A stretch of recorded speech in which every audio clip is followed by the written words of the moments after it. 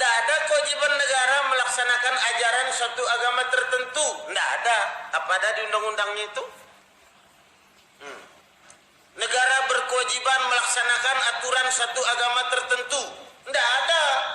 Baik itu aturan Islam maupun aturan Kristen maupun aturan Hindu. Tidak ada kewajiban negara. Hanya saja negara menjamin kemerdekaan umat beragama untuk melaksanakan ajaran agamanya. Kan begitu. Pasal berapa itu ayo? Kalau orang pernah makan bangku itu pasti hafal. Pasal 29 ayat 2.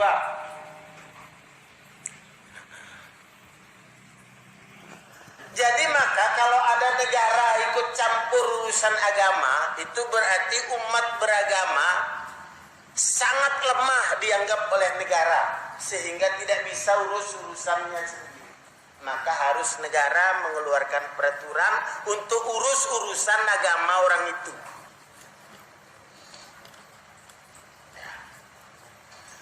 Orang Kristen kalau dianggap lemah, maka nanti keluar perda mengurus urusan orang Kristen. Nah, urusan agama orang Kristen, padahal itu bukan urusan negara.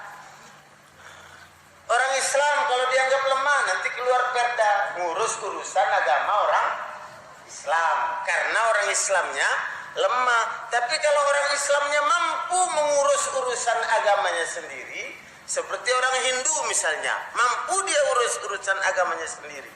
Tidak perlu keluar undang-undang derma untuk orang Hindu, tidak perlu keluar. Ya, undang-undang dermanya orang Hindu tidak keluar, tidak perlu. Mereka mampu mengurus dermanya sendiri.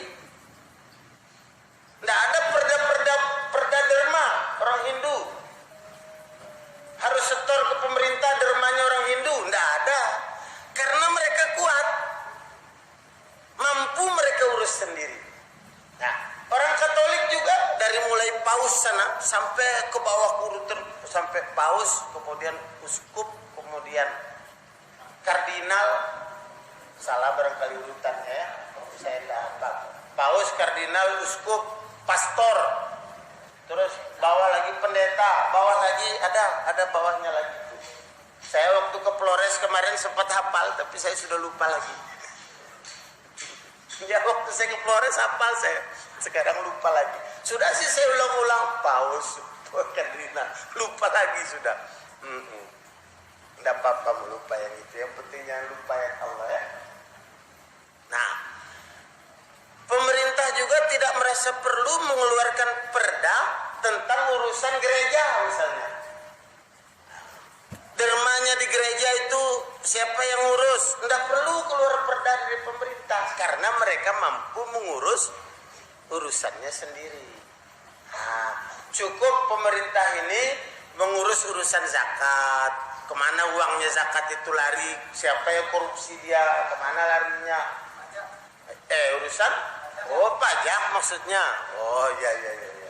Urusan pajak yang diurus itu, kemana larinya pajak itu, siapa yang korupsi dia, diambil sama siapa.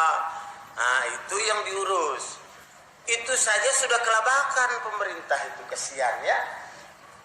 Dibebani lagi dengan urusan intern agama orang Islam. Kesian pemerintah itu sebenarnya. Mestinya urusan intern agama orang Islam itu bisa diatur oleh orang Islam itu sendiri. Sebagaimana urusan intern agama orang Hindu diatur oleh ada pedandanya yang ngatur. Urusan agamanya orang Kristen ada pausnya yang ngatur. Begitu.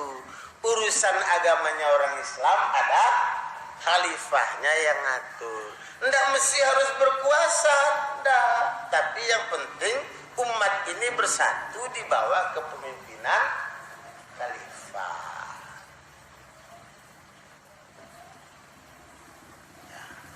Paham ya? Paham.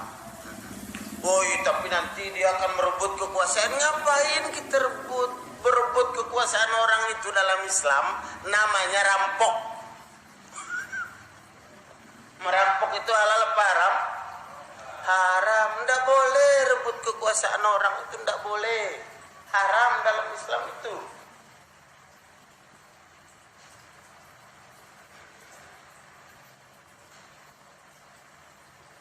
Terus bagaimana nanti? Ya Allah yang kasih kekuasaan itu kalau Allah kehendaki. Tapi kalau Allah kehendaki juga tidak kita kepingin kekuasaan itu. Kita warga khilafah ini kita tunjukkan bahwa kita tidak kepingin kekuasaan. Sampai ditunjuk jadi camat tidak mau, jadi RT RW banyak yang tidak mau warga khilafah itu. Karena dia mau buktikan kita tidak haus kekuasaan. Ya. Banyak saya dengar Ustaz, saya disuruh jadi kepala desa, Ustaz saya tidak mau Ustaz. Di sebelah kenapa kamu tidak mau? Saya tidak usah lah katanya, itu kekuasaan itu nanti saya khawatir nanti fitnahnya kekuasaan tuh kan. Tidak bisa orang mau menuduh kita haus kekuasaan. Jadi anggota dewan saja banyak yang tidak mau orang khilafah itu. Saking apa? Tidak haus kekuasaan. Tapi kewajiban bersatu bagi umat Islam ini tidak peduli kekuasaan atau tidak kekuasaan. Kita wajib bersatu di bawah kepemimpinan seorang khalifah. Nah, itu dia. Sebagaimana orang Katolik wajib bersatu di bawah kepemimpinan paus. Oh, berarti kita ikut-ikutan orang Katolik, Ustaz? Enggak. Orang Katolik itu bersatu, ada perintah sendiri dari agama mereka, dari kitab mereka. Kita bersatu itu ada perintahnya sendiri dari kitab agama kita. Bukan kita ikut-ikutan.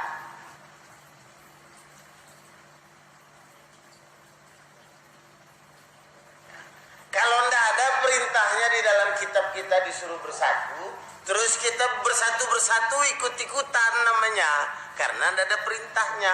Ini enggak, kita ada perintahnya sendiri. Bukan ikut-ikutan, enggak. Paham ya? Baik, alhamdulillah. Fabashshir ibad alladzina yastabi'una al-qawla fayattabi'una ahsana. Berilah berita gembira kepada hamba-hambaku yang mengistimak, dia dengar betul-betul semua perkataan itu, kemudian dia ikuti yang terbaik. Bukan sekedar dengar, enggak. Jadi hamba yang diberi berita gembira. Kalau tadi kan hamba yang diancam. Yang ikut togut itu diancam neraka. Neraka katanya di atas, di bawah, api semua diancam. Sekarang diberi berita gembira. Siapa yang diberi berita gembira? Orang yang mendengar perkataan kemudian dia mengikuti yang terbaik. Bukan sekedar dengar perkataan kemudian sambil lalu Anda masuk. Mendengar perkataan kemudian mengikuti yang terbaik. Ulaikal ladzina hadahumullah. Mereka itulah orang-orang yang Allah kasih hidayah kepadanya. Hadahumullah. Wa ulaika hum ulul albab. Dan mereka itulah orang-orang yang disebut ulul albab. Kalau kata Muhammad Iqbal, ulul albab itu rusyan fikir. Rusyan itu artinya terang, otaknya itu terang, tidak buntu. Bukan otak buntu, bukan otak udang, tapi otaknya itu jalan, dipikir sama dia. Masya Allah, ya seperti itu. Baiklah.